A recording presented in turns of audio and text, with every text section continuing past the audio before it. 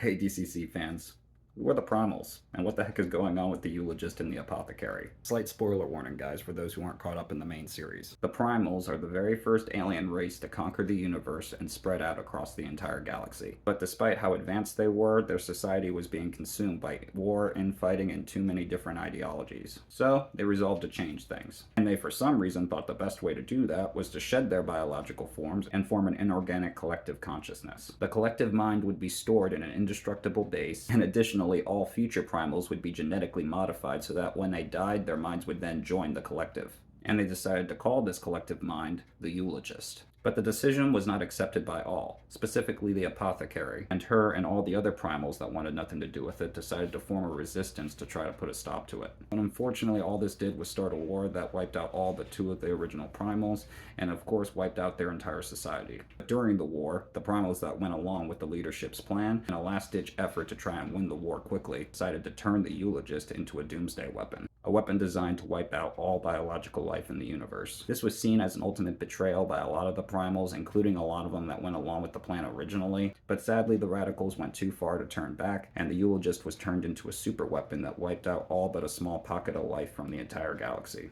But the Eulogist, thinking he had won, decided to go into hibernation. It left a small part of his consciousness on standby in case biological life ever returned to the galaxy again. Now the Apothecary, who was also born a primal, was the only primal amongst all the originals that decided not to shed her biological form. She fought on the side of the resistance, but eventually once the war started to go against her, she had to retreat to one of her biologically engineered planets. But she was trapped on the planet and couldn't risk being discovered by the Eulogist, so she decided to hibernate for millions of years until she was finally ready to start fighting back against the Eulogist. But unfortunately, when she woke up, she discovered she unwillingly transformed into the very thing that she tried so desperately not to become, a collective mind.